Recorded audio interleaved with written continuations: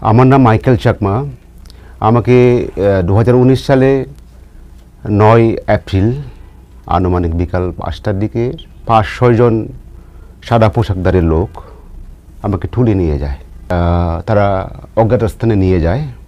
চোখ বাঁধার আগে আমি দেখেছিলাম ওই ড্রাইভারের পাশে যে সিটটা ছিল, সিটের পেছনে একটা ওয়াকি টকি ছিল। যে ওয়াকি টকি নর্মালি আমাদের দেশে ওই গভর্নমেন্ট এজেন্সি যারা তারা ব্যবহার করে, এরকম একটা দেখেছিলাম। গাড়িতে ওঠার পর একটা হাই ভলিউমে গান ছেড়ে চালু করলো।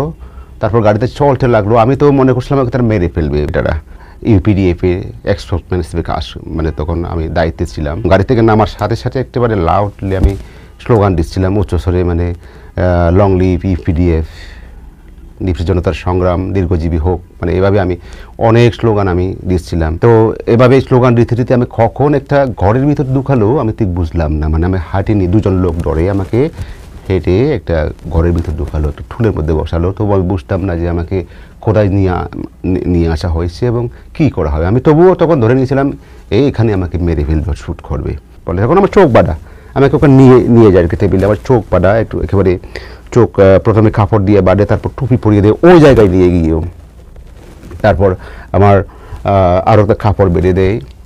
তো হাতে হ্যান্ডকাপ ছিল? হ্যাঁ, হাতে হ্যান্ডকাপ পরিয়ে দিই। কখনো পিছনে হাত দিয়ে পরায়, কখনো সামনে হাত দিয়ে, মাঝে মাঝে সামনে এরকম করে পরায়, কখনো একেবারে পেছনে এরকম করে পরায়। তো চোখ বাঁধা, সামনের লোকটা কাউকে দেখা যায় না। এরকম কয়দিন আপনার সঙ্গে এই ইন্টারোগেশন বা ওদের জিজ্ঞাসাবাদ চলেছে? যতদিন প্রয়োজন, বেশ কিছুদিন তারা আমার এটা চলছে। তার ওদের একটা আছে, বুঝলাম আর কি, তাদের যে একটা সিস্টেম আছে, তাদের যে যা জানতে চায়, যতদিন তারা সেই কথাগুলো শেষ না করবে ততদিন তারা হয় 10 দিন, 15 দিন, 20 দিন, আমার কাছে কমপক্ষে তারা মাস ডাইরেক্ট পর্যন্ত আসা যাওয়া করেছে। আবার প্রথম অবস্থায় আমাকে ওখানে ভয় দেখিয়েছিল একটা চেয়ারে বসিয়ে। এভাবে একটা চেয়ার ছিল, লক করা যায় হাত চেয়ারের ভিতর, চেয়ারের মধ্যে এটা লকটা আছে, এভাবে লক করা যায়, 2 হাত লক করে দেয়, পায়ের এটা লক করার ব্যবস্থা আছে। তারপরে আমার একটা দড়ি, যে এখান থেকে পেঁচিয়ে পেঁচিয়ে পেঁচিয়ে এভাবে পেঁচিয়ে পেঁচিয়ে বাহুসহ এই চেয়ারে এভাবে মাথা পর্যন্ত পেঁচায়, একদম চেয়ারে এভাবে বসতে হয়। চেয়ারটা যদি একটু তেলা দিলে তাহলে চেয়ারটা একটু ঘুরে, একদম জোরে জোরে ঘুরে চেয়ারটা। তারপরে সে আমাকে ভয় দেখাচ্ছে যে তোমাকে এখন 240 ভোল্টেজের কারেন্টে আমি পুড়ে ফেলবো, তো বললো তোমার অস্ত্র কোথায়। সে আমাকে ভয় দেখাচ্ছিল। আমি বললাম আমার তো কোনো অস্ত্র নয়, আমি তো ছিলাম ঢাকায়, আমি তো ঢাকায় থাকি অনেক বছর ধরে, আমার কাছে তো কোনো অস্ত্র নাই, আমি তো অস্ত্র রাজনীতি করি না। পরে এসব কথা বলতে বলতে সে শান্ত হয়ে গেল। তারপর ওটা খুলে দিল বাদনটা,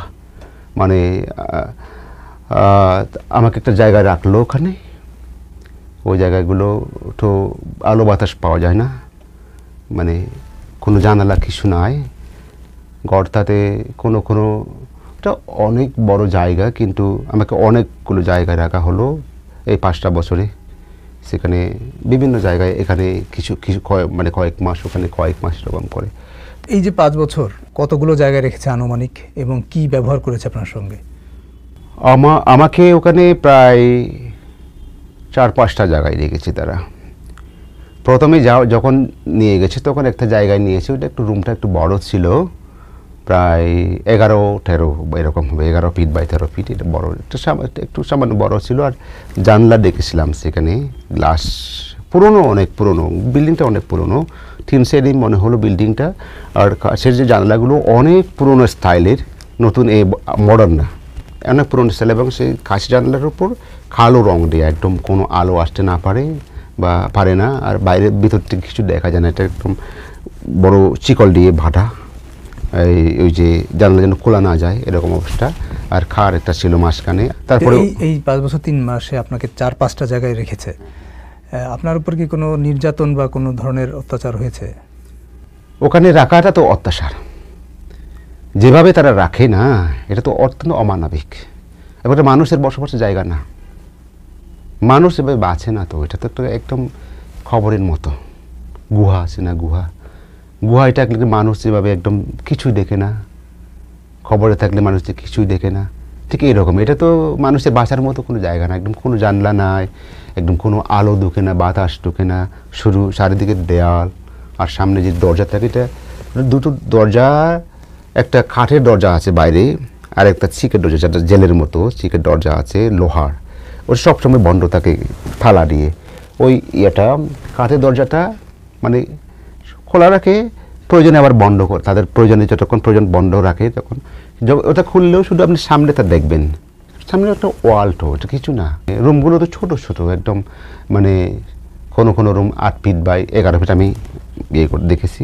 কোনো কোনো রুম 7 ফিট বাই 11 ফিট, কোনো কোনো রুম ছিল 8 ফিট বাই 11 বা 12 ফিট এরকমের, মানে একদম ছোটো ছোটো রুম। ওখানে ছোটো একটা খাট আছে 3 ফিট বাই 7 ফিটের, লোহার, কোনো কোনো জায়গায় খাটের।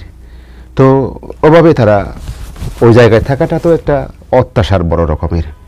আর ওখানে ফ্যান যে আছে, অনেক বড় বড় ফ্যান, বড় শব্দ তৈরি করে, কানে একদম কান ব্যথা করে, দীর্ঘদিন আপনি কোনো বিরতি দেবে না, একদম 24 ঘন্টা ফ্যান চালাবে, একদম অনেক উচ্চ শব্দে। তো তখন কিছুই শোনা যায় না। তার যেটা কষ্ট হয় আপনার, যেটা কষ্ট হয়, মারধর করে না, আমাকে মারধর করে নেই, আমাকে মারধর করেনি, কিন্তু আমার সাথে এই যেই ব্যবহারগুলো করছে, যেটা আপনার কষ্ট হয়। গরমে মনে করেন আপনার গরমে একদম একদম ভিজে গেছে শরীর, প্রচুর গরম, ঘুমাতে পারছেন না, তখন যে সাইডে ফ্যান, ওখানে ফ্যানের বাতাস, ফ্যানগুলো উপরে থাকে, গায়ে লাগে না বাতাস। কোনো কোনো সময় দুপুরে প্রচুর গরম পড়লে বাইরে যদি ওই বাইরের ফ্যানগুলো ছেড়ে দেয়, যেন গরম বাতাসটা এসে পড়ে আবার গায়ে। তো ওইভাবে তারা আমাকে রেখেছে ওই রুমগুলোতে। খাবার দাবার কেমন দিত তারা? খাবার দাবারটা তারা 3 বেলায় খাবার দিত, সকালে নাস্তা, দুপুরে রাতে ভাত, সাথে প্রতিদিন মাংস দেয়। পরিমাণ কখনো কম, কখনো খাওয়ার মতো, আর কখনো সেটা মাঝে মাঝে খাওয়া যেত না। কোনো কোনো সময় একদম ঝাল করে বেশি একদম মুখে দেওয়া যায় না। কোনোবার আমি কয়েকবার একদম বাসি খাবার পেয়েছিলাম, ডালটাও বাসি, একদম ফেনা ফেনা হয়ে যায়, যে একদম দুর্গন্ধ। ওই মাছটা একদম কি নরম করে, একদম দুর্গন্ধটা খাওয়া যায় না, এরকম কিছু। এটা বেশি দিন করেনি, কয়েকবার এরকম খাবার পেয়েছি আমি। খাবার দিয়ে অত্যাচার, ফ্যান দিয়ে অত্যাচার। ওখানে যা গোসলের সময় তারা কোনো কোনো সময় আমাকে একেবারে 2টা 3টা আজানের সময় শোনা যায়, তো একটা আইডিয়া করা যায়। এই যে এত দীর্ঘ সময়, এতদিন আপনি এরকম আটক বন্দি ছিলেন, একটা বলছেন যে গর্তের মতো, গুহার মতো জায়গায়, তো আপনার মানসিক অবস্থাটা কেমন ছিল ওই সময়ে?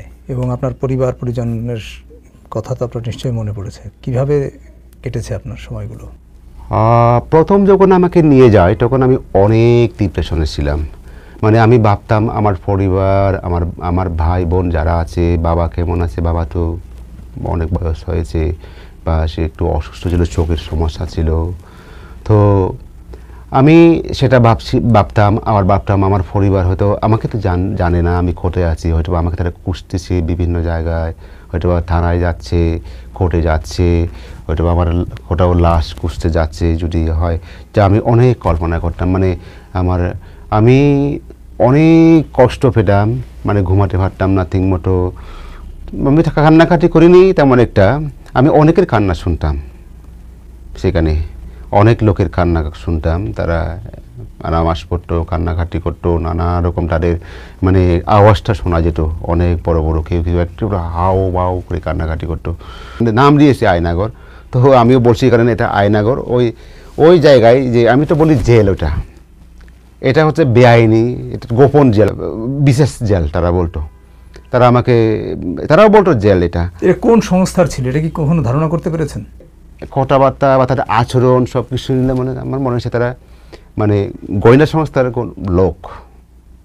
বলে না তারা কোন বাহিনী, এটা কোন বাহিনী তারা বলে না, কিন্তু তারা আবার যারা ওখানে সাধারণ ডিউটিতে তারা থাকে, খাবার দাবার দেয়, তারা কিন্তু কারারক্ষী মনে হয়েছে আমার কাছে। তো ওইখানে আপনি অনেক মানুষের আওয়াজ শুনতেন, কত মানুষ হবে বা কারোর সঙ্গে কি দেখা হয়েছে কোনোভাবে ওইখানে? প্রথম যখন আমাকে নেয় তখন 2টা রুমে রাখে। প্রথমে একটা রুমে তো ছিলাম একাই, ওদিকে কোনো লোক ছিল না, মানে ওটা আলাদা একটা রুম, ওই যেটা বড় রুম বললাম না একটু। ওখান থেকে 5-7 দিন পরে অন্য শিফট করে আমাকে। ওখানে 10টা রুম ছিল, এক লাইনে 5টা করে, উত্তর দক্ষিণ লম্বা, পূর্ব সাইডে 5টা রুম, পশ্চিম সাইডে 5টা রুম। মাঝখানে হাঁটার জায়গা একটা ছিল, ওরা হাঁটাহাঁটি করে ওদিকে আমরা খাবার দাবার এনার দেখাশোনা করে ওরা যারা থাকে। আপনারা হাঁটতে পারতেন? না, আমরা পারতাম না, আমরা তো ভিতরে, ওরা হাঁটতো, আমরা তো ওখানে এই ছোট্ট জায়গার মধ্যে আমরা থাকতাম। কেউ কাউকে দেখেন নেই ওখানে কারা ছিল? না, ওর দেখাদেখি হয় নাই নর্মালি, কিন্তু বোঝা যেত। ওই রমজানের মাঝামাঝি আমাকে আরেকটা জায়গায় নিয়ে যাওয়া হয়, ওই এলাকায় কিন্তু হেঁটে ওই যেখানে রেখেছিল ওখান থেকে কিছু দূর, প্রায় 4-5 মিনিট হাঁটার পর আরেকটা জায়গায় আমাকে নেওয়া হয়। এটা একটু রুমটা প্রায় 8 ফিট বাই 12 ফিট এরকম হবে, কিন্তু উঁচু ছাদটা, অনেক পুরনো। ওই সারের পলেস্তারগুলো জ্বরে পড়তেছে, একটু লোহার রড দেখা যায়। তারপর দরজার লোহার চিকগুলো একটু বড় বড় কালো রঙের। তো ওখানে নিয়ে যায়, নেয়ার ওখানে যখন আমাকে নিল, ওখানে দেখলাম এক লোক ফ্লোরিং করে আছে ফ্লোরে, আর একটা খাট আছে ওখানে, আমার জন্য বিছানা পাতা আছে। তো যেই লোকটা ফ্লোরে আছে সেও কিন্তু, তাকেও নিয়ে আনে, সেও বন্দি ওখানে। প্রথম যখন দেখলাম তখন ওখানে ছিল 10টা রুম, ওখানেও সেটা ছিল 104 নাম্বার রুম নাম্বার 104। তারপরে ওই 104 নাম্বারে ওই লোকটাকে পেলাম। তার পরিচয় আমাদের খোটা বলতে দিত না। এক রুমে থাকার পরও? হ্যাঁ, এক রুমে থাকার পরও, কিন্তু যখন তারা দরজা আটকে দেয় না তাদের প্রয়োজনে, তখন বাইরে থেকে কথা বললে, ভিতরে কথা বললে বাইরে থেকে শোনা যায় না, তখন আমি খোটা বলতাম। তো তার সাথে কথা বলে জানলাম তার নাম সাইদুল, বাড়ি রংপুর, মমিনপুরে বাড়ি, থানার একদম পাশে। খুব। কতদিন আপনারা একসঙ্গে ছিলেন? প্রায় 10-15 দিন এরকম। তারপরে ওই লোকটা চলে যাওয়ার পর তার বেডিং করতো, তার পরিচয় জানতে পারছেন? সে বলেছে যে ড্রাইভার। ও চলে যাওয়ার পর আরেকজন লোক দিয়েছে, তার নাম এরশাদের বাড়ি হলো আপনার এখানে কচুকেটির কাছাকাছি। এই যে এই দুইজনই আপনার সঙ্গে দেখা? এই দুইজনে আমার সাথে দেখা। আর কিছু লোককে দেখছিলাম গোসলের সময়, আমাকে যখন ওয়াশরুমে ঢুকায়, গোসলখানায় ঢুকায়, তখন ওখান থেকে ওই লোকটাকে আনার সময় আমরা দেখতাম, চোখ পাড়া থাকতো তার, কিন্তু তার ইয়েটা দেখা যেত, বডিটা দেখা যেত, কিন্তু চোখ পাড়া দেখে। কেউ দাড়ি থাকে, কারোর দেখেন বিভিন্ন বয়সের লোক, কারোর আমি দেখেন চুল পাকা, দাড়ি পাকা, কারোর দেখেন কম বয়সী, কোনো লোককে দেখেছিলাম তার বয়স হয়তো বা 50-45 এরকম হবে, কোনো লোকের সাইডের উপরে হবে, কোনো লোককে দেখেছিলাম একদম ইয়াং, আমার সাইডে অনেক ইয়াং, এরকম অনেক। কয়জন এখানে ছিল এরকম? ওখানে 10 জন রাখতো, কিন্তু আরও দেখছিলাম যে চুল কাটতে নিয়ে আসতো ওইদিকে। যাদেরকে দেখেছেন বা আপনার সঙ্গে যে দুজন ছিল সবাই গুম অবস্থায়? হ্যাঁ হ্যাঁ হ্যাঁ, আমার মতো করে রেখেছে। আমার যে অবস্থা তাদেরও সে অবস্থা, অর্থাৎ রুম তো আলাদা কিন্তু সেম কন্ডিশন। কিছু লোকের কনভারসেশন আমি শুনলাম ওখানে, তাদের একটা কিছু লোক, 3জন লোক আমার পাশে ছিল 22 ডিসেম্বর থেকে ওদেরকে রাখছে জানুয়ারি 15 তারিখ পর্যন্ত। যে আপনি বলছেন 3জন লোককে এক জায়গায় করেছিল, তাদের কনভারসেশন আপনি শুনেছেন, কি আলাপচারিতা তারা করেছিল, কি ধরনের আলাপ আলোচনা? তারা ছিল, তার নাম জাকির। সে বলছে আমার নাম জাকির। ওই জাকিরকে প্রথমে নিয়েছিল, বলছে আমি জাকির। ও জাকির বলতো এই দিক থেকে, সে ও বলছে আমার কাছে বারবার জানতে চেয়েছে জাকির আর শরীফকে তুমি চিনো কিনা। শরীফ, তারা কথাবার্তা বলতো আর কি। এখন সে বলছে আমি তো মনে করছিলাম শরীফও এখানে আছে। তো ওই দিক থেকে যে লোক কথা বলে সে আলাদা। এই দুজন লোক কিন্তু একসাথে, আমি তাদের একটা পার্টির লোক মনে হলো, কিন্তু ওই জাকির পরে যে লোকটা নিয়েছে তাকে স্যার ডাকে, কিন্তু ওই জাকির বলছিল ওই লোকটাকে এদেরকে বিশ্বাস করো না, এখানে দেখা করতে সেটা বিশ্বাস করো না, কিছু বলবা না। তো তারা বলতো তোমার কাছে কি জিজ্ঞাসা করতে, কিছু বুঝতাম না, কিন্তু স্যার ডাকে। কিন্তু জাকির তাকে বলেছে আমাদের সময় তো কোর্ট মার্শাল হবে। জাকির এখান থেকে সারা ফেলেও কোর্ট মার্শাল করবে। বুঝলাম ওরা হয়তো বা সেনাবাহিনীর কোনো সদস্য এরকম, বা তাদের কোনো রিলেটেড কোনো লোক হবে। তাহলে আপনি এই পর্যন্ত নাম 4 জনের কথা বললেন, 4 জনের পরিচয় আপনি আর কি নাম জানতে পেরেছেন? 3 জনের নাম জানতে পেরেছি। ওই আপনার সঙ্গে ছিল 2 জন, আর জাকিরের নাম। ও শরীফটা কোটায় ওরা জানতো না, ও শরীফ তাদের বন্ধু ছিল, তাদের সাথে ছিল। এখন শরীফকে ওখানে আনা হয়েছে, অন্য রুমে জাকির ছিল, হ্যাঁ অন্য রুমে। আর তার পাশে আপনার সঙ্গে যে 2 জন ছিল তারা কে জানো? একজন সাইদুল আর একজন এরশাদ। এরশাদের বাড়ি কোথায় ছিল? একটু কচুক্ষেতের কাছাকাছি সে বলেছে। আর সাইদুলের বাড়ি রংপুর। রংপুর, তার নামে জিডি হয়েছে বলেছে রংপুরে। এদেশকে সবাইকে কি দীর্ঘদিন আটক রেখেছিল? সাইদুল তো অনেকদিন ছিল, প্রায় 7-8 মাস ছিল সাইদুল। এই যে গুম বা নিখোঁজ করে রাখা, এরকম একটা জায়গা বদ্ধ করে রাখা, আইনের কাছে সুপর্দ না করা, এটাকে আপনি কি বলবেন?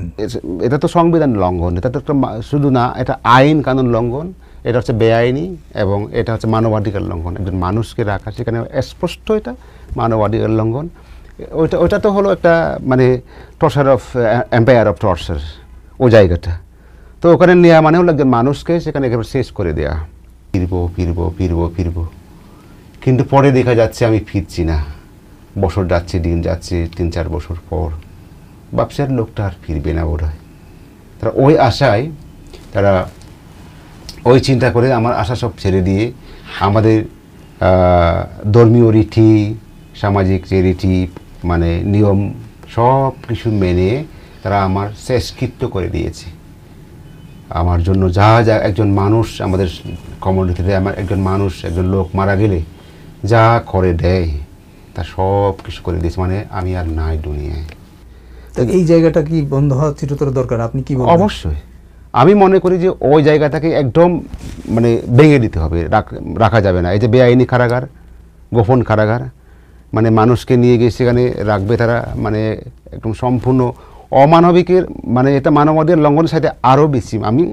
আমি বুঝতে পারি না যে এটা শব্দটা আরও কম হয় মনে করি আমি। কিন্তু মানুষকে একদম এভাবে রাখা তো ওটা বড় অপরাধ। তো আমি এই যে অপরাধের জায়গা যেটা যে এম্পায়ার অফ টর্চার, একদম ভেঙে দিতে হবে, এটা রাখা যাবে না। এটা রাখলে আরও পরবর্তীতে এইরকম ঘটনা ঘটবে। তো এখন এই জন্য আমি বারবার বলি এই জায়গাটা না থাকতে পারবে না। আমার দাবি, আমার মতো যেন কারোর এরকম মানে ওখানে যাওয়ার মানে নেক্সট কোনো লোক যেন ওখানে যেতে না হয়। 5টা বছরের বেশি সময় আপনি বন্দী থাকলেন, আপনাকে আটক রাখা হলো, কিন্তু আপনার কোনো দাবি আছে কিনা এটা নিয়ে? আমাদের দেশের আইন হোক অথবা ইন্টারন্যাশনাল আইন হোক, যে আইনের মাধ্যমে তাদের আওতায় আনা যায়, দৃষ্টান্তমূলক শাস্তি যেন নেক্সট কেউ এটা না করতে পারে। 1, 2 হলো উপযুক্ত শুধু আমার না, যাদেরকে ওখানে গুম করে রাখা হয়েছে সবাইকে ক্ষতিপূরণ দিতে হবে। আমাকে ছেড়েছে 6 তারিখ সকালবেলায়, সকাল 8টার দিকে আমাদের এলাকায় নিয়ে তারা আমাকে ছাড়ে। কিন্তু ছাড়ার আগে তারা আমাকে মানে ওই যেখানে আমাকে রেখেছিল ওই জায়গায় রাত আনুমানিক, অর্থাৎ 5 তারিখ বা 6 তারিখের মাঝে রাতে আর কি, ওই ভোর প্রায় 3টার দিকে আনুমানিক আমাকে ঘুম থেকে জাগানো হয়। তো আমার তখন ধারণা ছিল আমাকে ছাড়বে না, তারা আমাকে মেরে ফেলবে বা ওখানে নিয়ে গিয়ে আমাকে হয়তো ক্রস ফায়ারের নামে মারবে, হয়তো বা অস্ত্র উদ্ধার দেখিয়ে নানা রকম একটা নাটক করে আমাকে এরকম করবে। নিয়ে যেতে তারা আমাকে, আমার চোখ বেঁধে দিয়েছিল একটু লুজ করে, যে লোকটা একটু লুজ, উপরে একটু এভাবে বেঁধে দিয়েছে, একটু লুজ করে বেঁধেছে।